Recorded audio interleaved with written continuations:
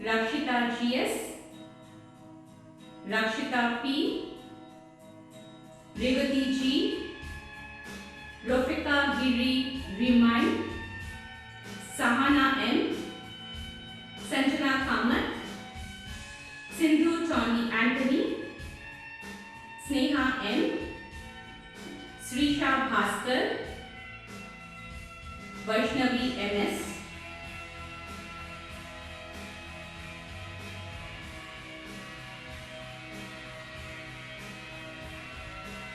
Master of Physics, Arvind M, Ashutosh Mohapatra, Atul Nakulan, Atul James, Deepak Damodaran, Ganesh N, Jensen T. James, Jeffin K. Jose, Jocelyn Burgess, Kiran Baganali, Shubham Ranasudhe, Abhinaya Swarupa R, Agnes George, Anu Abraham, Aparna Francis, Asha John, Ashlyn Burgess. Ashlyn Burgess is also the topper of the class with a CGPA of 3.87. Bhargavi BN, Chitra Harikumar, Delna Matthew, Rishma K, Jesli Devasi, Jillian Rachel Abraham, Keetana K. Matthew, Lavanya DR, Mamta N, Mansi Ramdas, Meera, Merin George, Navya Shri K, Princey Premchandran, Pooja Kumari, Radhika KS, Rosmi Jose, Sangeeta AN, Sneha Rao, Shubrata De, Teresa Kiran,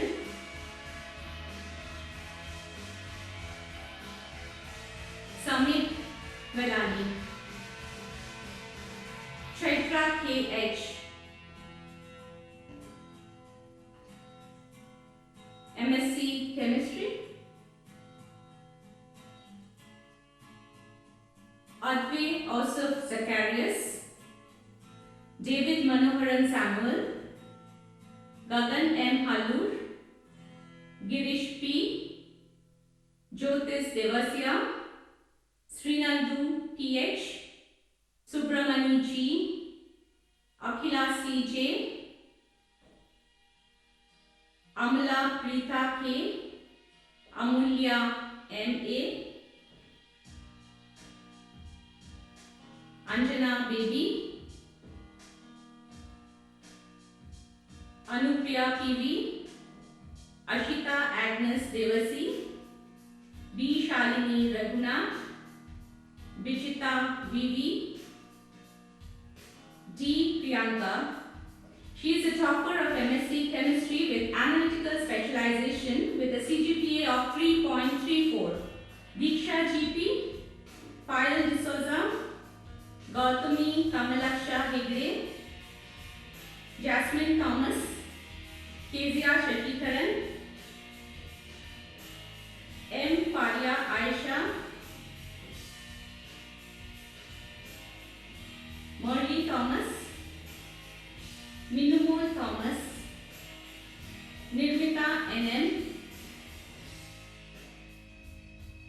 Princey Raju.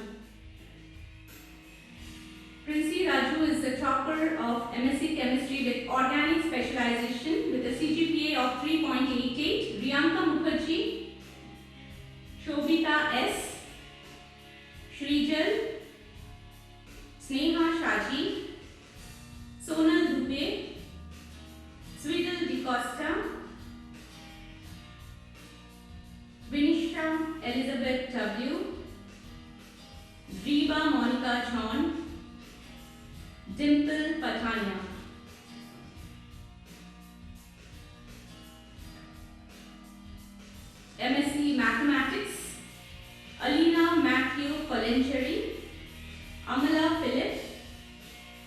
Anju James, Anna Teresa Raj, Akira P. Ranjit, Aute Shubhada Suresh,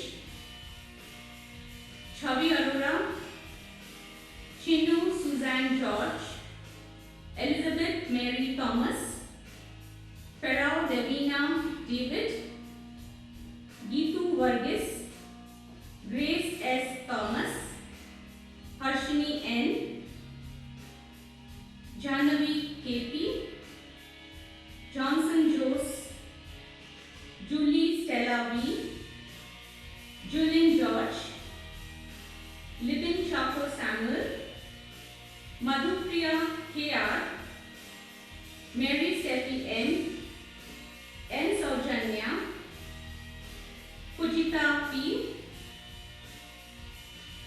Priyanka Pandey, Raksha M, Ravi Kiran P, Sangeeta Ghosh, Shirin David, Shraddha Ramdas Bandekar. She is also the topper of the class with a CGPA of 3.95. Shruti Ramdas P, Shweta DL, Siddhi Gupta, Soumya A, Tinsy James, Vamsi Krishna S, Venkatesh Babu KP, Anita R, Megha HR, Ramesh B.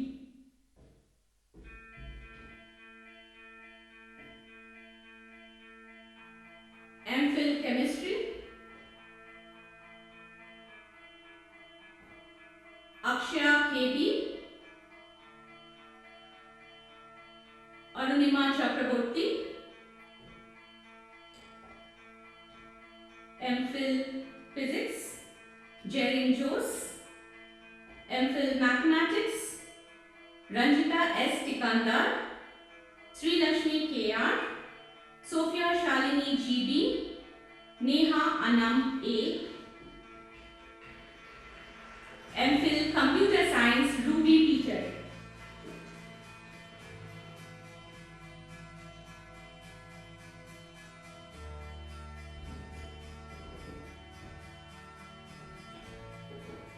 Bachelor of Education, Pawan Kumar,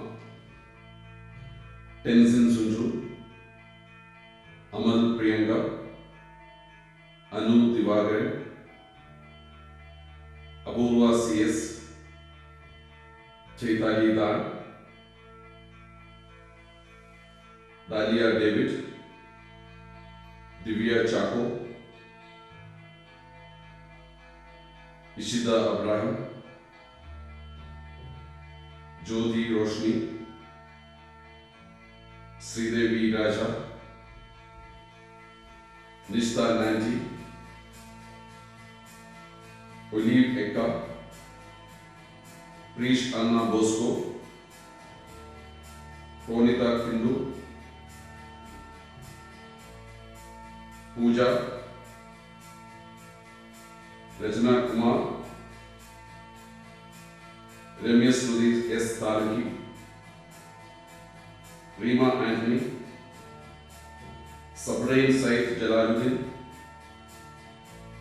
Sakshi Kundra, Sandhya Mary Jose,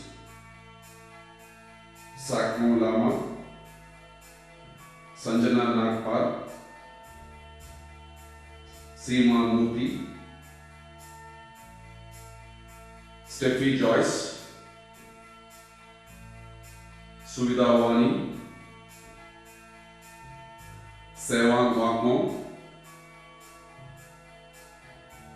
Varghese Neha, Yamuna S, Praveen Rajesh D'Souza, Ryan Alphonse Rego, Ashida S, Andrea Charles De Cruz, Anushka Saikia, Ashia Ashraf, Bhagya HM, Candida Grace D. Silva, Dawa Dalma, Divya Joyce J,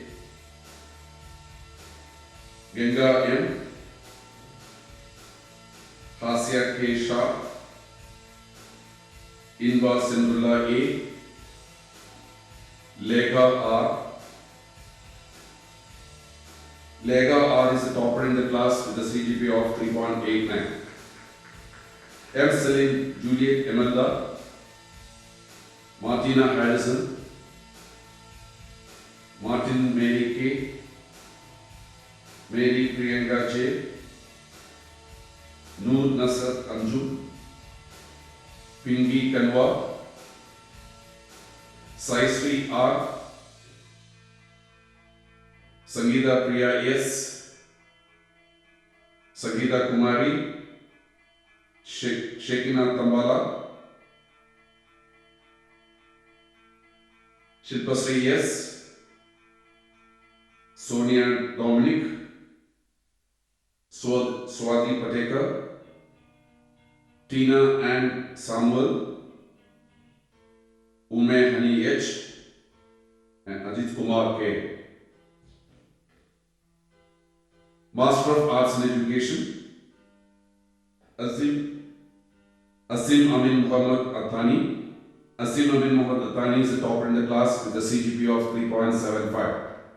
Manjunath Reddy B, Angel Shekhna Topo, Sakina Yasser, Sharanya R, Sylvia Laurambam, Suman Devi D, Aarti K, and Megha Sabi. Master of Philosophy in Education, Renuka N and Shalini Kurian.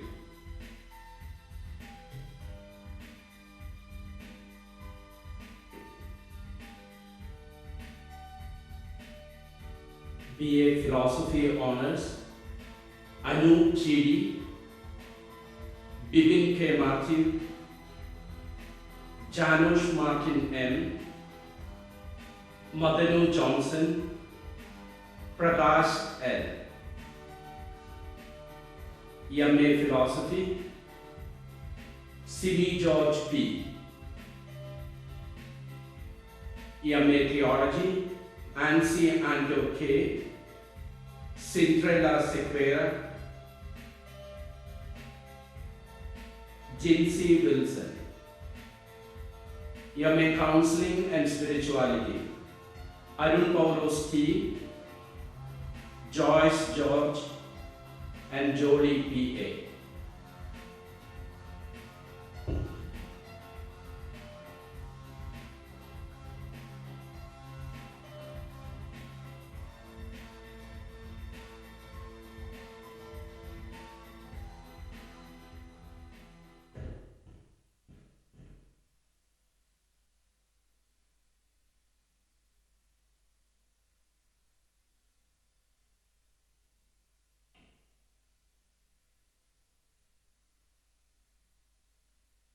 I request all the candidates graduated to the various degrees to please kindly stand up.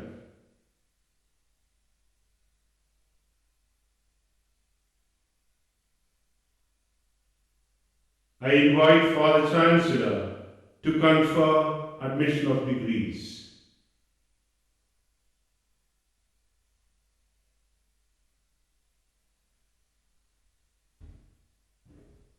By virtue of the authority vested in me as the Chancellor of Christ University, I hereby admit you to the various degrees, having been examined, certified, and approved by Christ University under the Deanery of Science, School of Education, and Department of Philosophy and Theology. I prevail on you that ever in your life and conversation you show yourself worthy of the degree awarded.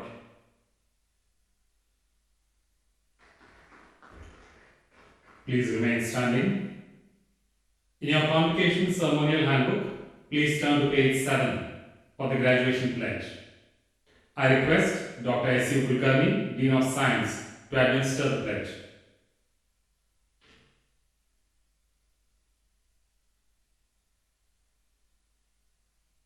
Please keep your right arm close to your heart and repeat the pledge after me. As a graduate of Christ University, I promise to uphold the dignity, honor, and prestige of the university. I will conduct myself with honesty and integrity, taking responsibility for my actions and respecting rights, opinions, and dignity of all. I cherish the core values inculcated in me in this temple of learning and will uphold them in the journey of my life. I will use my knowledge, experience, and skills to the best of my ability for the advancement of learning, for the well-being of the community, and for public good. I will strive to create a better society with a sense of fairness, social justice, and an environmental responsibility. I will follow the path of righteousness with respect to all ethical considerations to prove myself a worthy citizen of my country. As I leave the portals of my alma mater, I promise to carry on the good tradition that I belong to. In whatever I do, strengthened by the mission and guided by the vision, excellence, and service. I take this pledge by reaffirming my faith in God Almighty, who will always be my guiding spirit.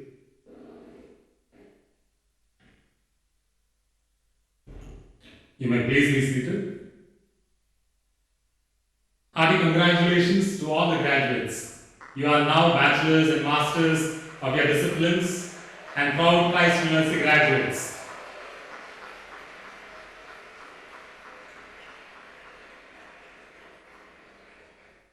I request Chief Guest of the Day, Professor Ashok Misra, former Director, Indian Institute of Technology, Mumbai, to deliver the convocation address.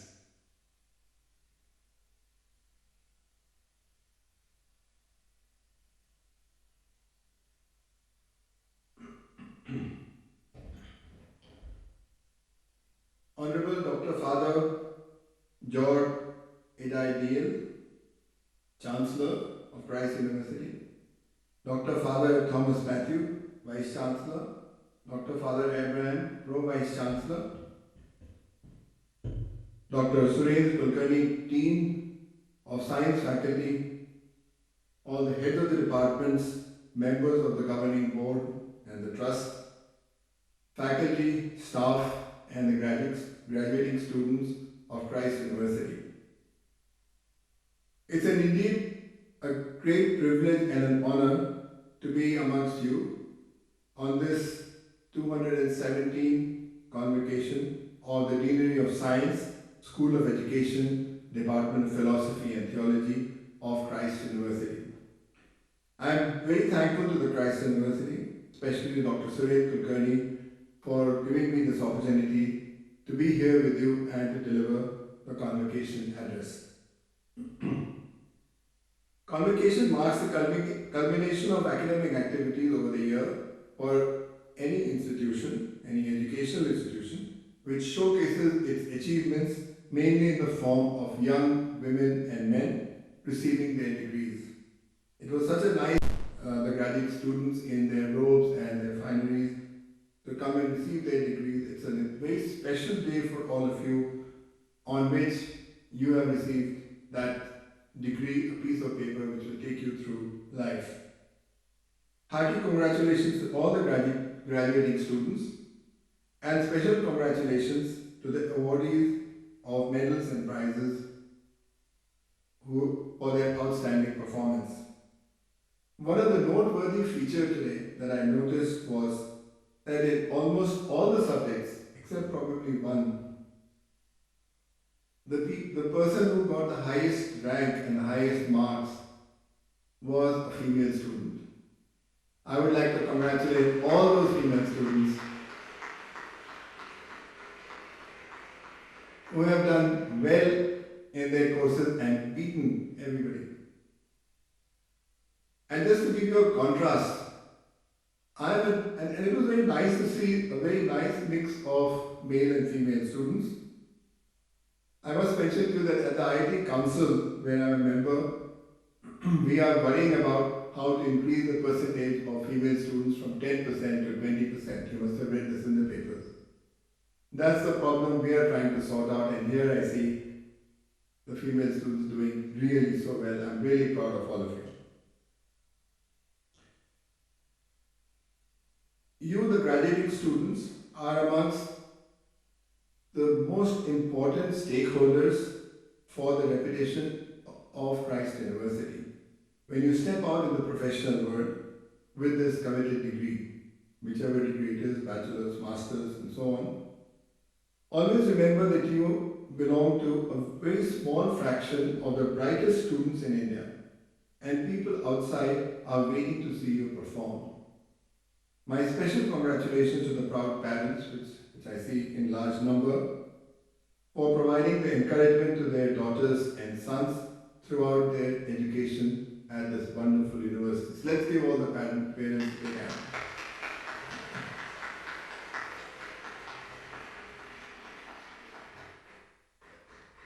Christ University has made a name for itself in a number of different areas, and only today I learned, of course I knew some of this before, that in a number of areas you are rated one amongst the private universities. And it's a highly sought after universities for admissions at all the courses.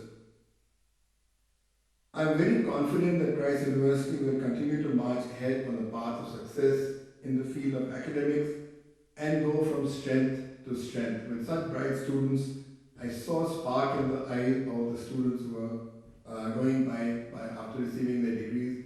With this kind of energy that you are producing in these students, I am sure that this university will go to much greater heights in times to come. Alongside, I consider the faculty as the real champions of an educational system. Nothing can happen if the faculty is not dedicated and pass on the knowledge from their side to the student side. It is these faculty members who are the real champions of the educational system, and they influence thousands of lives with their intellect, compassion, and enthusiasm. I take this opportunity to appreciate the efforts of the faculty and staff in the pursuit of excellence in making this a very vibrant university. My warm congratulations to the faculty, administrators, and staff who have inspired and trained these graduating students.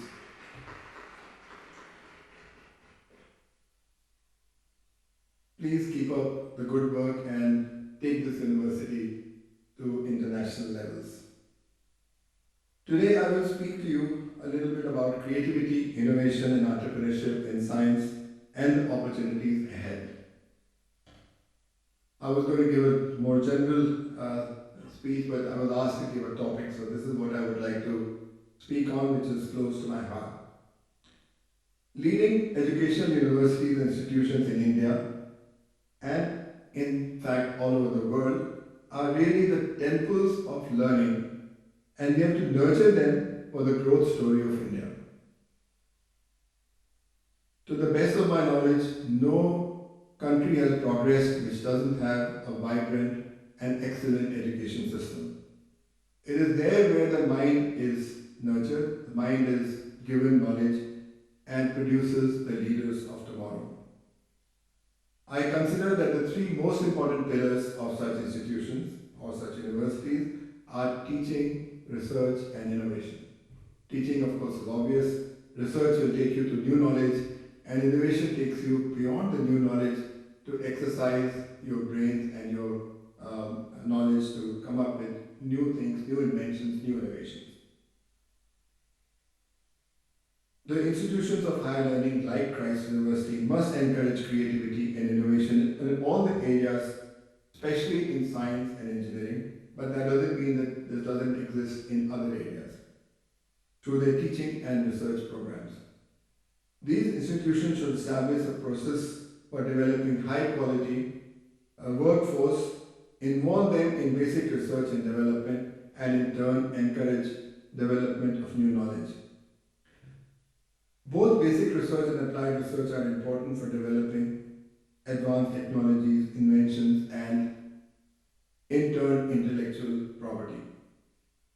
Innovation and inventions should thus become a part of the university's culture and strategy, and it will be better placed to contribute toward the well-being of humanity at large. Sometimes people think that for research you only need PhD students.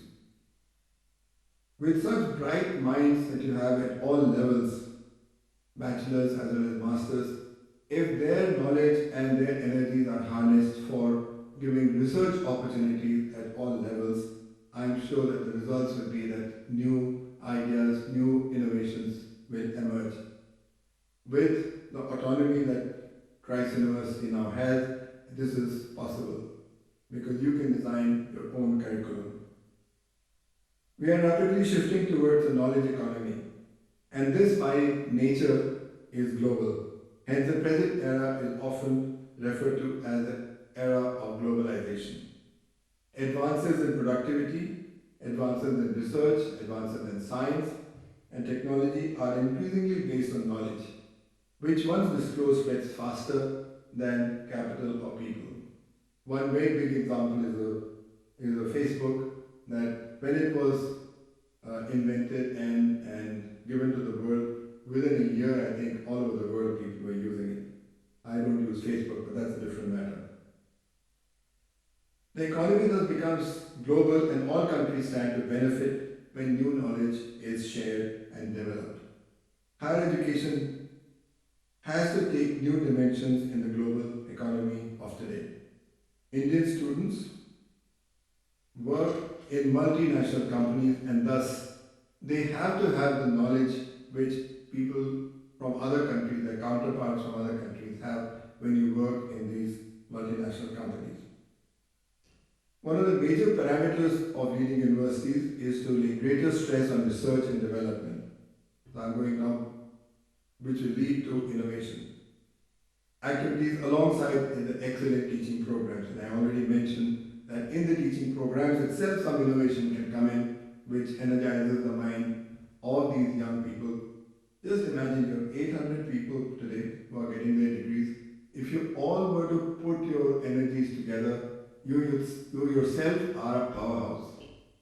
And just imagine in India how many students are coming out of universities in science and engineering and so on. We are actually such a powerhouse that we should be absolutely at the top of the world in science and technology and indeed other areas. Just to give you an idea, today approximately 50 lakh students appear in science in the 12th grade, which is 5 million students. This represents a number which is greater than the entire population of several countries like New Zealand and Austria and so on. So 5 million students are preparing in 12th in science alone. Even if you say that 10% are, when you write recommendations, you say in the top 10% of the class, if you take 10%, you're talking 500,000, 5 lakh every year. This energy, if it is harnessed properly, then India should be the leader of science in the world. And I'm not saying technology, I'm not only saying science in the world, which actually leads to technology, because science is the basis for all technologies. All the things that you have, for example, the cell phones, the microchips and this and that, and the other, they all start with the basic science which gives you the knowledge of how a chip can be made, how an aeroplane can fly, how the physics and mathematics of a rocket works when it goes out in the orbit. It all based on science, and that science is then converted into technology. So it's a science that we have to nurture in our country, and with this kind of numbers which I just quoted, I think we have a huge future ahead of all the people who are studying science. Therefore, outstanding research infrastructure is a must. I was the director of IIT Bombay, as was mentioned. It's actually, the name is IIT Bombay, not Mumbai, but if you put a comma after IIT, then of course you can write Mumbai. Because the name of the institute doesn't change. It's IIT Madras, comma, at Chennai. It's like that. So therefore I have to say IIT Bombay. We looked at, everybody says IITs are great and so on and so forth. When I took over in 2000 as the director, we looked at the research output of our institute. And everybody says IITs are the MITs of India. When we compared, we were not even close. We were not close to any of the leading, well-known universities in science and technology in the world. So what was needed was to put in infrastructure for high-quality research, which itself attracts good faculty, and good faculty attracts good doctoral students and postdoctoral students, and the research output then of course goes to the next level, and the IIT Bombay and other IITs are now in the right path towards becoming global institutions with the right amount of research output. This led to recognition outside, and I'm just giving an example. This happens with other IITs also, but I'm giving the Bombay example. This led to, this sort of thing was propagated to other international universities, and this led to the fact that international universities started almost flocking to IIT Bombay to start collaborative programs, because now they were looking at us as somewhat equals. We started collaborative programs with leading universities like Cambridge University, Monash University in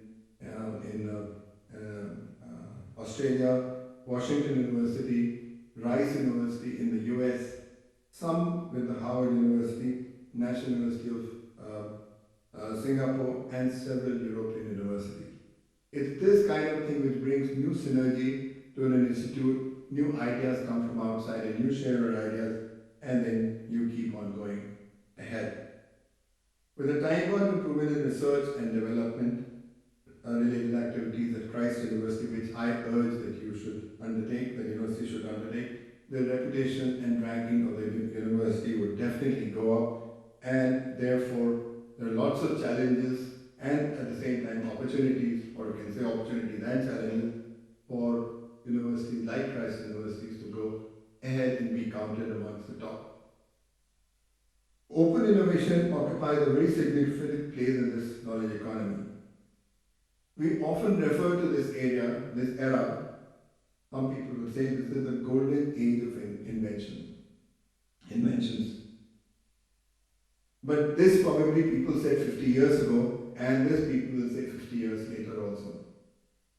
Innovation and new inventions is an ongoing process, and any era that you are in, there will be new challenges and new things to develop. Several products like the simple light bulb, I just give an example of simple light bulb. We had the incandescent light bulb. For years together we burned it. We had light from it. But slowly the tube lights came, and then CFL came, so now LED lights are there. Even simple products like this are changing. Simple products that we use in everyday life, cameras. It started with a box camera, then lens camera, then single lens reflex camera, and now all those things. I am a collector of cameras. I have one model of each of these saved as to show the people that how things develop. And today, even all those things, you go to some places and you don't see people with cameras anymore. Cell phones are the cameras. So things are changing so fast. And forecasting, all the technologies begin with inventions and drive the development of future products. forecasting takes its central place. Take the example of Kodak. Kodak was the leading company when you thought of photography, but they didn't keep up. In fact, from what I hear, they did develop a digital camera, but they thought nobody will use a digital camera, so they kept on with the old technology of films and cameras and so on. And today, the existence of Kodak is just not there. Apple's iPod ended the popularity of the Walkman, if some of you remember that.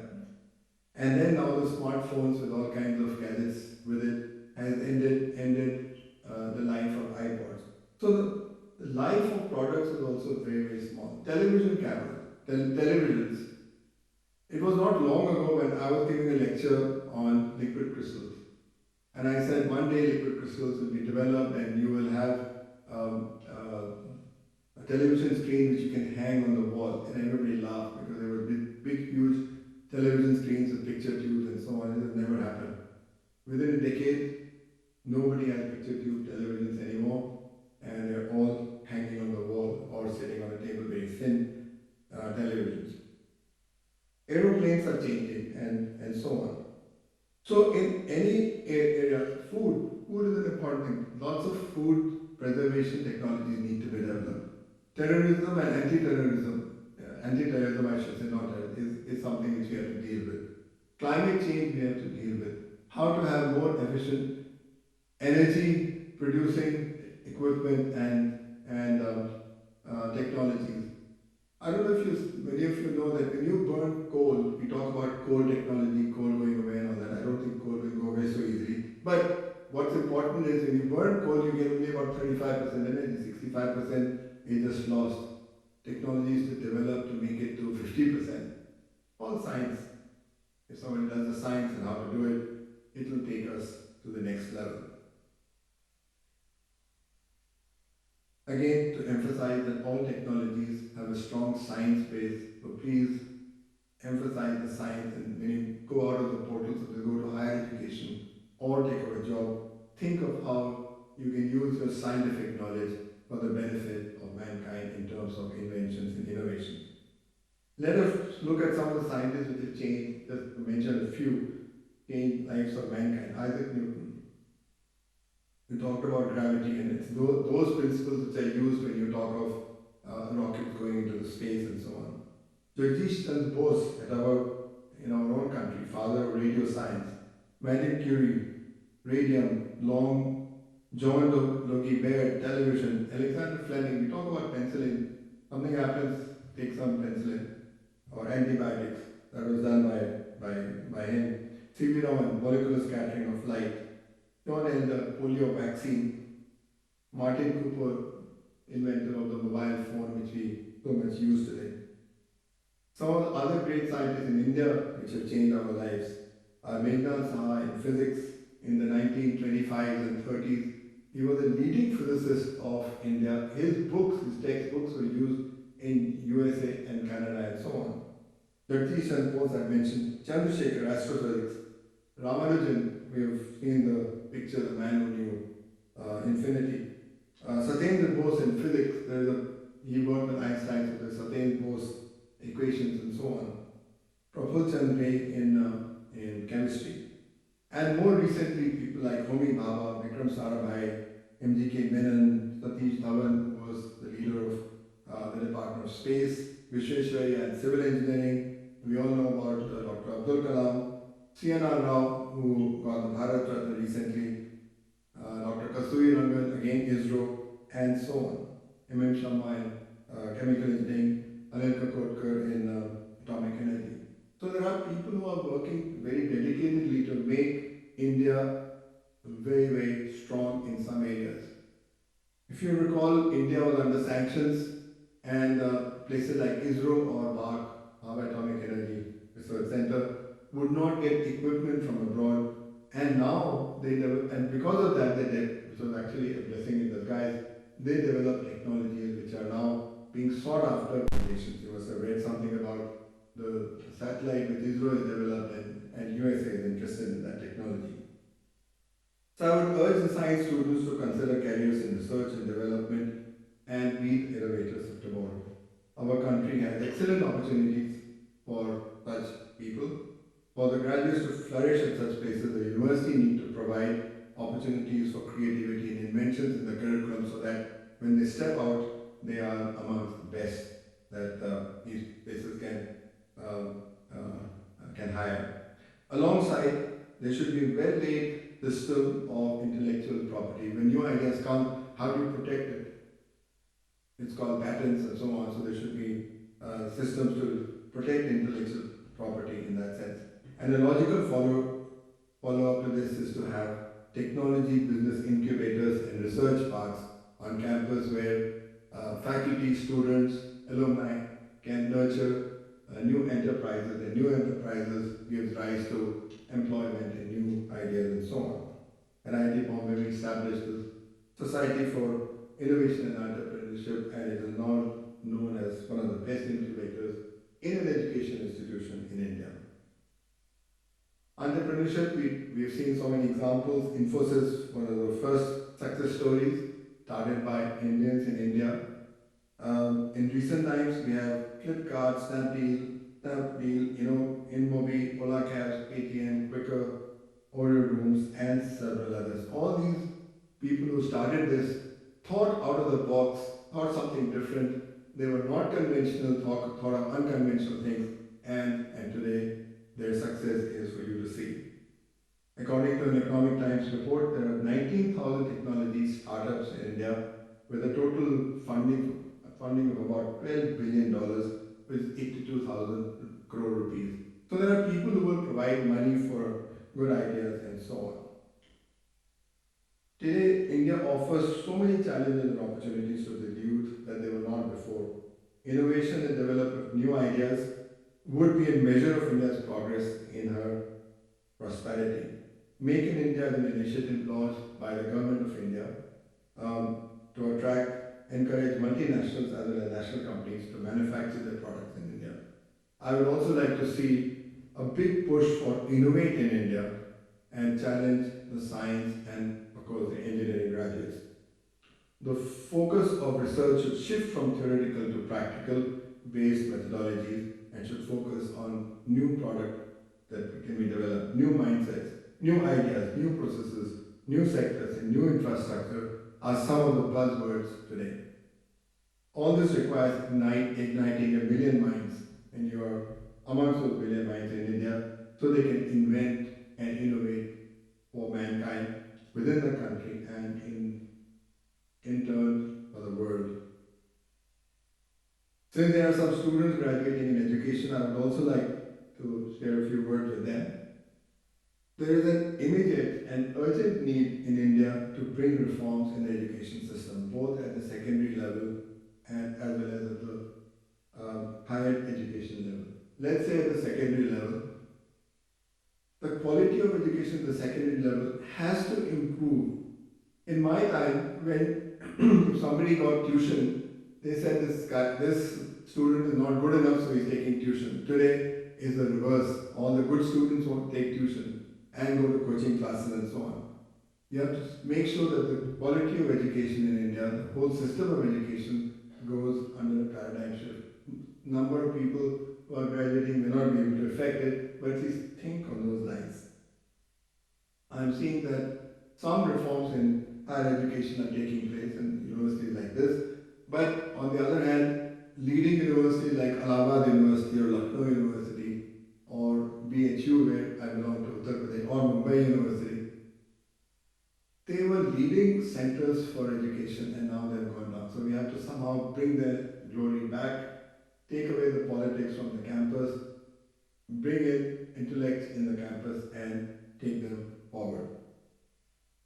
I'm not too conversant with philosophy and theology, so I will not dwell on those areas, but those are also very important for the development of the mind and the soul, and the Vice Chancellor gave me some very sound advice what kind of things that you should do to keep your harmony and balance in life. Let me shift again to the focus on the graduating students. As I mentioned earlier, you, the graduates of Christ University, are amongst the brightest minds in the country. And don't you forget it, because you are. And you have a great potential and power within you to excel, to to attain highest goals actually in your life. Some of you would pursue higher studies, while some of you may go into the professional world. In both cases, we expect you to be amongst those who make a difference. Be counted, stand up.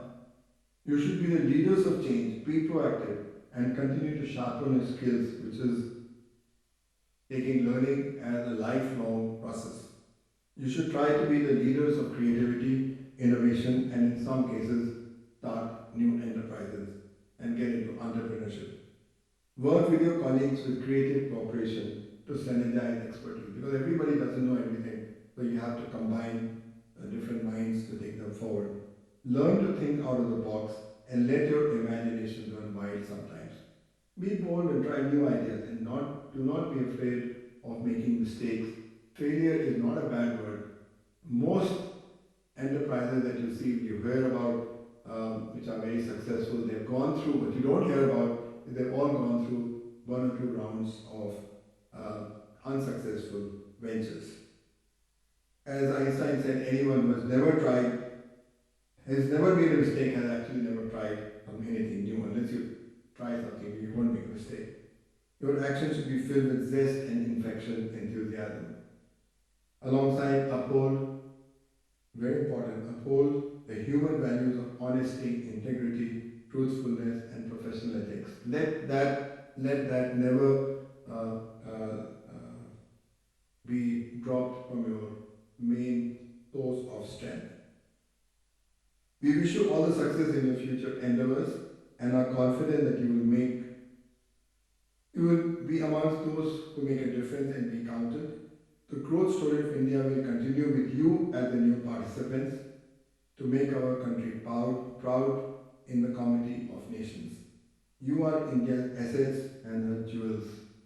The 20th century, 21st century is yours, and you have to help mold it. So, wishing you all the best in your future life. It has been a pleasure to have shared some of my thoughts with all of you at this convocation today, and again, thank the organizers for giving me this honor and opportunity. Thank you so much.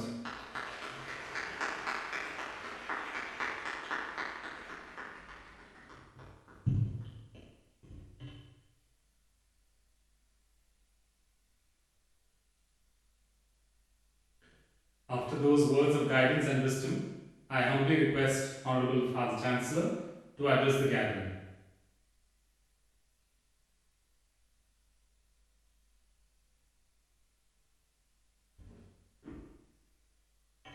Chief guest of the day, Professor Ashok Mishra, former Director, Indian Institute of Technology, Bombay.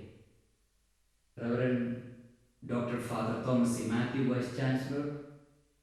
Dr. Father Abraham Whittier, the Pro Vice Chancellor. Mr. Jignu, the President of the Alumni Association of Christ University. Dr. Anil Pinto, Registrar. Professor Joni Joseph, Controller of Examination. Deans, HODs, Directors, Reverend Fathers, staff, family members of the graduates, friends and well-wishers, and my dear Christites. To the graduating students of Deanery of Science, the School of Education, and the Department of Philosophy and Theology, let us once again give a round of applause. Congratulations. We heard the inspiring, motivating, and challenging speeches of our Chief Guest and our Vice Chancellor. And today we have a very beautiful and lovely ambient. The great Greek philosopher Aristotle said, philosophy starts from wonder. Then who is the first philosopher? It is a child. So too the last philosopher is to be a child, because if you fail to wonder, you are no more a philosopher. The search for truth lies at the heart of all human sciences and the growth and development of human civilizations. The Bible we read, unless you become like a child, you will not enter the kingdom of God. We may say, Unless we become like children, we will never embrace the truth. About the mystery of truth Isaac Newton wrote, I do not know what I may appear to the world, but to myself I seem to have been only like a boy playing on the seashore and diverting myself in now and then, finding a smoother pebble or prettier shell than the ordinary, whilst the great ocean of truth lay undiscovered before me. Those who can keep that wonder and mystery in the heart, they will be appreciating the truth and realities of life more than anyone else. For a child, the universe and the varied manifestations are mysteries. I think, my Christites, your years of study and research did not spoil the child within. Keep alive the child within. There will be surely enthusiasm and happiness in your life. Today, we have students from different streams graduating, namely science, the School of Education, and philosophy and theology. It is said that mathematics is the queen of all sciences. I don't know how many of you agree with that. Now at least I know where the mathematicians are all sitting. Thank you. Anyhow, mathematics is the simplest of all sciences because 1 plus 1 is not a big one, but it is 2. But as we move from physics to physics and chemistry, economics and so on, the complexity increases.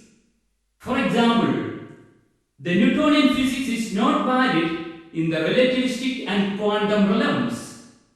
On the other hand, if you move there in the ladder of sciences, when you come to sociology and psychology, the complexity increases to the extent that you may not be able to say why someone cries and why someone laughs. It is so complex. But the beauty of life lies in its simplicity. In our times, do we not make things so complex? I fear so. The human relationships are getting so complex and complicated these days, especially with the influence of the virtual world. Gary D. Chapman wrote in his application to the book, The Relationship Principles of Jesus, he writes, I quote, life's greatest joys and life's greatest pains are experienced in relationships. Those who are coming from families know the pain and joys of life. It is true. So is life journey. Let us be sensitive to the relationships that makes us fully human and fully alive. Let us be caring and nurturing human beings. I am sure the core values of our university that she tried to instill in you have made you intellectually upright, academically committed, socially responsible, and authentically human. We sincerely hope that the vision and mission of the university and the principles that you imbibe from this campus accompany you and guide you in your future journeys as well. Within these years, you surely have absorbed the culture of Christ University, and simultaneously you have added your own share to the culture of this university. The culture that university lives and breathes is the contribution of all of you who are inseparable part of this university. This university holds in her heart you and your dreams and aspirations. Her realization comes through you all. Thank you so much for being part of Christ University.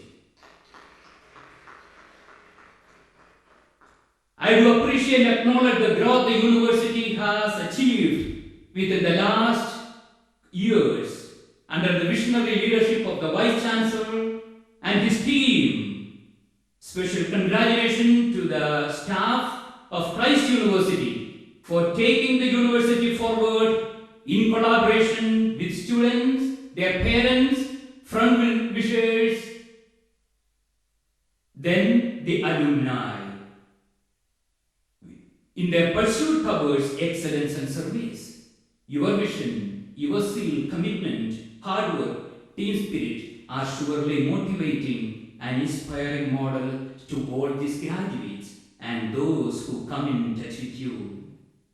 As future unfolds before you, we wish you the Christ eyes, always to strive to venture into unfamiliar, untraveled, challenging territories, marching forward with vision, determination, hard work, enthusiasm, and dynamism. Let the light within you shine brightly to shed light on those who need, and then you will be becoming a blessing for others. Let innovation and love of humanity be that driving fire within. In this era of excellence, strive hard to achieve excellence in everything that you do for the good of all. Loga samastha sukhino bhavantu. May yours and your dear and near ones' dreams come true. We wish you all the best in your path ahead and in your future endeavors. May God's blessing be with you always and everywhere. Thank you.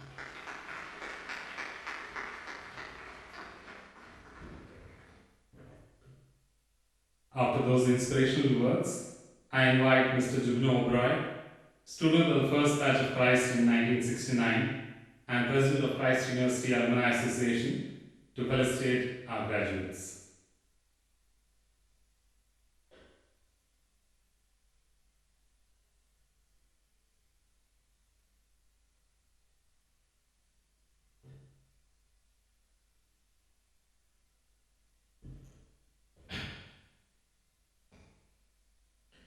My God, too many speakers for my graduation. When will this fact guide be over so that we can take pictures of the batchmate and parents? Yes, this was exactly what I was thinking way back in my graduation in this campus too. Only that, at that time we took black and white camera pictures with our batchmate being all guys. True, unfortunately it was not a co-ed college in my time. While today, you have these charming ladies dressed in the best Indian look, and that too to take colored pictures. Jealous? I am. That's why when I met Bishop Father Currier, the principal who introduced co-ed in this campus in the 1980s, I asked him, why were the fathers so harsh with us that we had an all-boys college? Plus, that's the reason I had to go across the seas to find my own better half.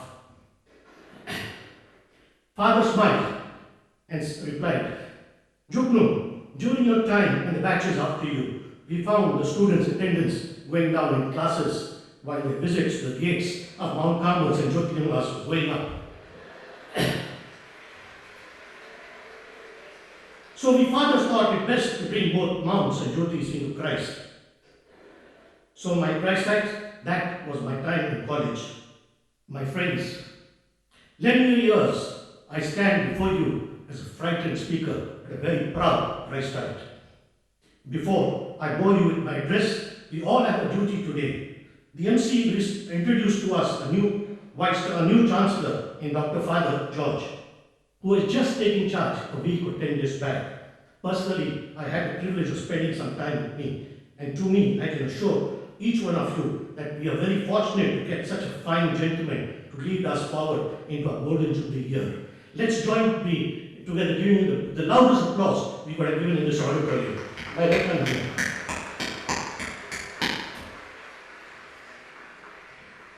Thank you, my Christites. That's the first lesson I give you today. Learn to respect and welcome your seniors. Also, do remember, I am your senior. Even if I do not speak well, at least clap for me considering I'm part of your family. Now let me know, Father Risi will find me for spoiling the decorum of this fine function today.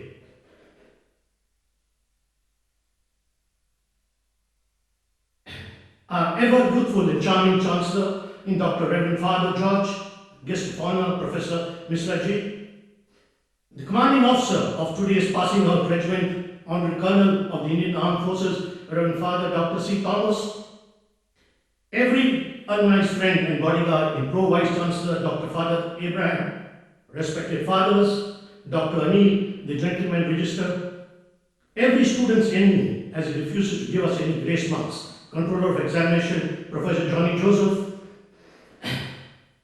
our strength in this university, deans, HODs, faculties, happy parents, invitees, ladies and gentlemen, and above all, my today's proud fellow graduating battalion of Christ Tides, my namaskarams, walaikum salam, sat sri akal, and a very good evening to one and all. Graduation Day is an event which every student looks forward to, but today one changes from a youth to a man, a girl to a woman ready to face the challenge of the world on their own feet. I recall my graduation over 40 years back, and remember we too had some fine speakers giving us some sound advice and advice which many of us took into a pathway of life where it helped us build our future. This day also, you have received some great advice from speakers before me, and I urge you all to keep it in mind. Let me now, as your senior, add a small bit to their thoughts. I'm not going to remind you that tomorrow needs hard work, etc., as I'm sure with your years in this college that has been drilled into every Christ Tides. At the outset, I carry the greetings of thousands of your fellow Christ Tides who have walked out of this institution with their heads held high. Sorry, my throat's a little bad. Today, I just wish to remind you of two very important aspects in your life which we tend to forget, that we are Indians first, and our culture is still appreciated by the West, but we are trying to ape them. As we grow older, we tend to forget, but also do not give them the due respect which society and us needs to give.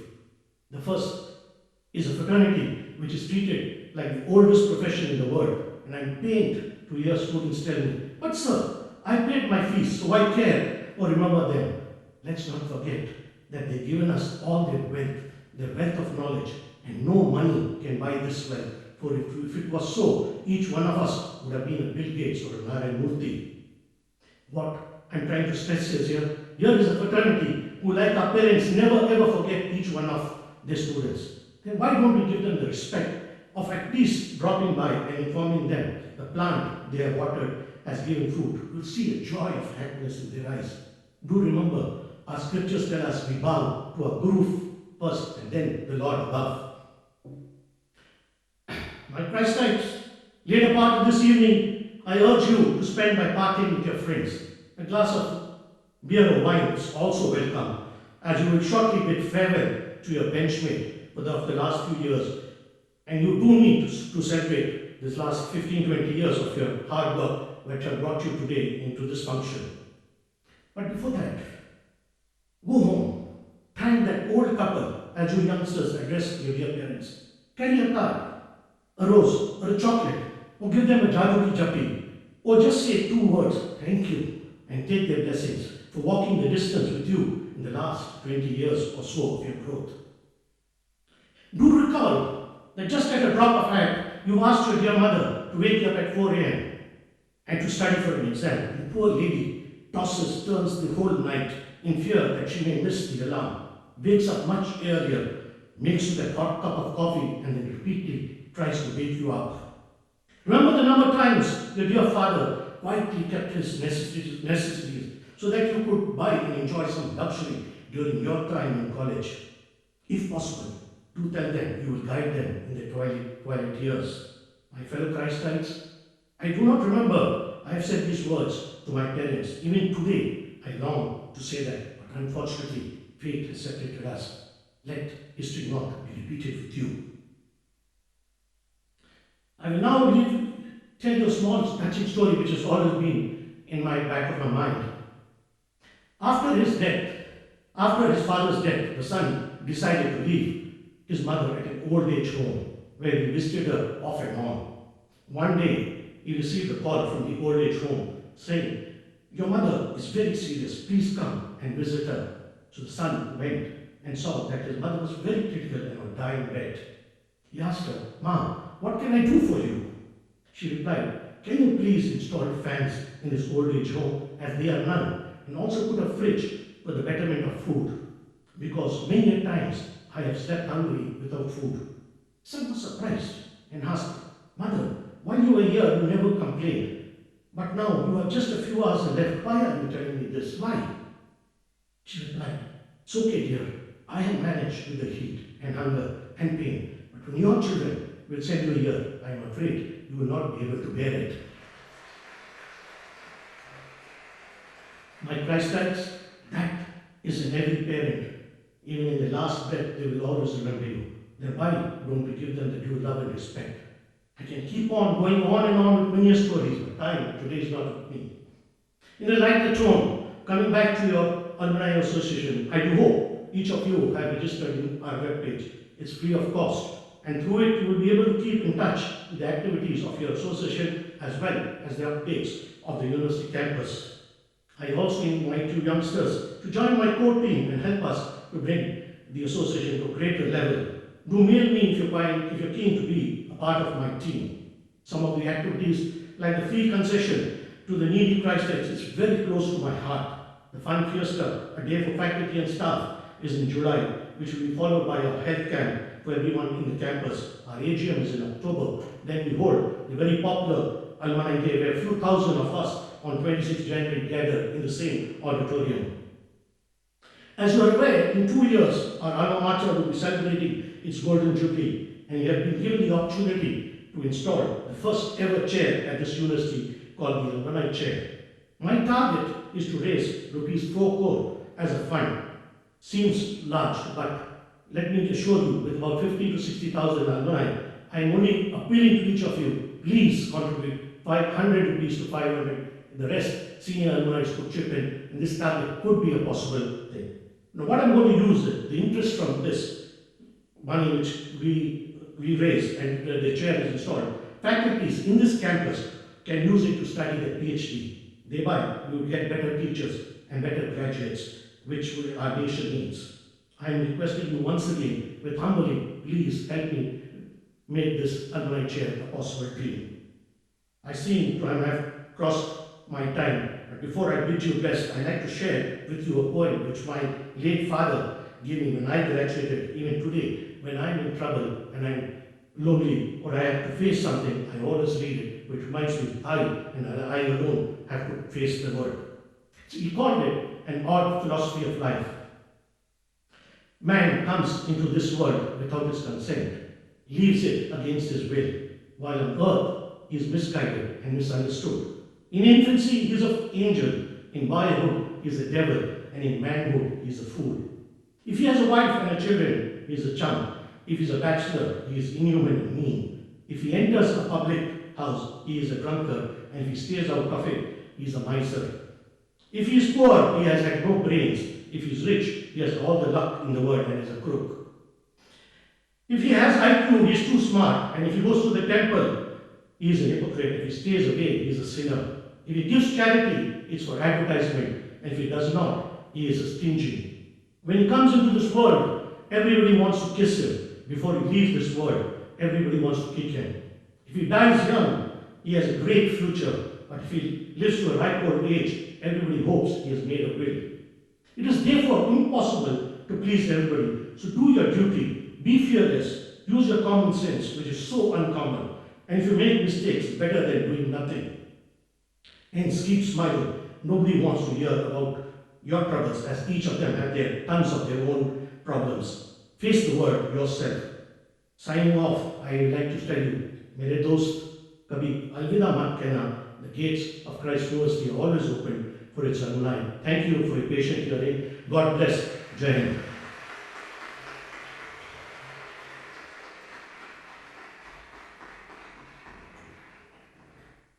After that enriching advice, I now invite Ms. Kezia Sesitharan, representing the graduates, is here to recognize and acknowledge the contributions of those who helped them on this journey.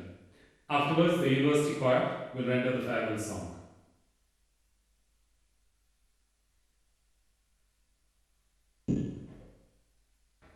Honorable Chancellor, Dr. Father George Egadiel, Chief Guest Dr. Ashok Mishra, Vice Chancellor Colonel Father Thomas C. Matthew, other dignitaries on the dais, deans, heads of departments, teachers, parents, and dear fellow graduates. Good evening. Great is the art of beginning, but greater is the art of a well-accomplished ending. I deem it a privilege to stand before you and deliver the farewell speech on this auspicious occasion, which marks the celebration of education. When I reflect back on the years I spent at Christ University, it was indeed a march of progress, a march towards a promising future. Christ University has truly been a nurturing ground more than anything else. Every facet of this institution offers a learning experience, beginning from lessons of punctuality learned from the strict attendance to improved levels of confidence, self-reliance, and above all, the strength to face whatever life has to offer us. A beautiful, pristine campus is definitely one of the major perks every Christite enjoys. Apart from refreshing our minds every time that we took a walk along, it has also left traces of wonderful memories spent with friends. Memories surely become special when they are carved in an alluring ambience such as the one that Christ University offers us. The academic life, though rigorous and intense, yet it becomes a major strength the moment our knowledge is put to test when we enter the professional world. The art of perfection is mirrored in every endeavor at Christ University, beginning from formal programs to cultural activities to the informal celebrations. Indirectly, this does influence our attitude and raise our standards in terms of striving to be the best in whatever we are entrusted to do. The campus was always colorful, vibrant, and full of life with celebrations, awareness programs. In short, being part of a hip and happening campus was just amazing. Of course, there were difficult times. The march of a Christite was not a cakewalk. There were moments of struggles and challenges, but as Helen Keller says, life is either a daring adventure or nothing at all. Those difficulties strengthened our mind. We made through all the tough times, and here we are today as dignified graduates. At this juncture, I would like to acknowledge the relentless appreciable efforts put in by the management, the administration, all the teaching and non-teaching staff members, security guards, support staff, the student welfare office, and the various support centers for students. It is you who have built Christ University into the ocean of opportunities that it is. Finally, dear fellow Christites, graduates of 2017, I know you will all agree with me that Christ University was not just another set of blocks and buildings through which we walked in and out during our academic life. It was an experience totally worth. It was a remarkable journey that we will cherish all along our lives. Wherever we go and whatever ends we pursue, let us always fulfill the trust reposed in us by our nation, our parents, and above all, our alma mater towards excellence and service. Once a Christite, always a Christite. So with heads held high, let's march on. Thank you.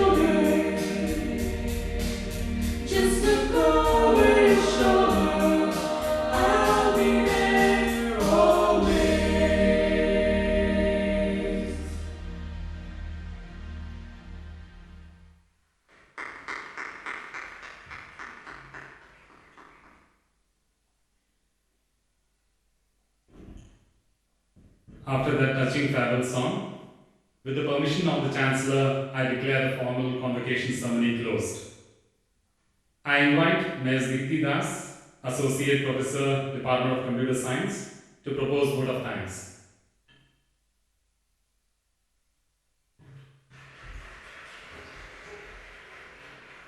I deem it my privilege to stand before you to place on record the contribution of every noble heart for today's convocation. At the outset, we raise our hearts of gratitude and thank the Almighty for blessing us all with this delightful evening and a meaningful rite of passage. On behalf of Christ University, I wish to express my gratitude to our Honorable Chancellor, Dr. Father George Ediadi, for presiding over today's convocation, awarding the degree and showering the blessings on our graduating students.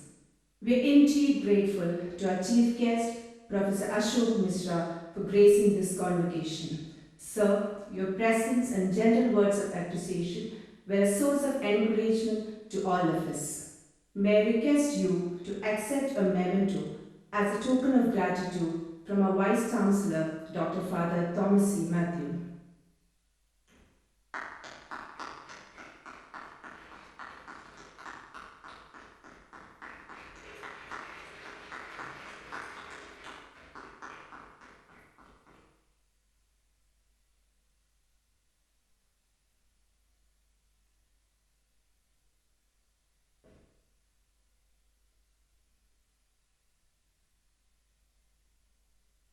From the depth of my heart, I thank our respected Vice Chancellor, Dr. Father Thomas C. Matthew, for guiding us in organizing the convocation and for your constant inspiration. Thank you, Father.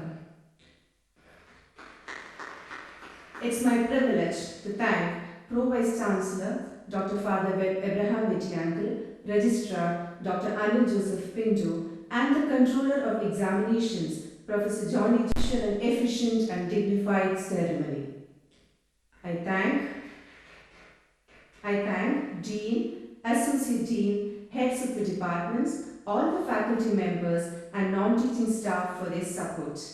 A special thanks to the Alumni President, Mr. Jugunu Oberoi, for his message to today's graduates. I sincerely thank and appreciate all the student volunteers, NCC cadets and officers, security personnel for their involvement in successful organization of this event and the university choir team for the enchanting performance. My heartfelt gratitude goes to all the parents and well-wishers for your invaluable presence, blessings and cooperation. Congratulations to all the graduating Christ types. You've just secured for yourself a better tomorrow by being responsible and taking charge of your life today. I'm sure wherever you go, the Christ-like spirit will survive. Thank you and have a memorable evening.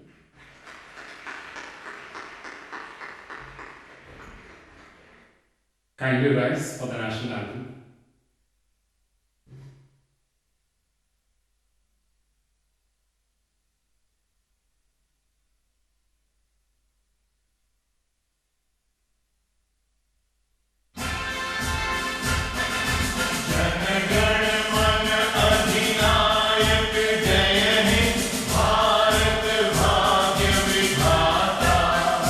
Punjab, Sindh, Gujarat, Marathi.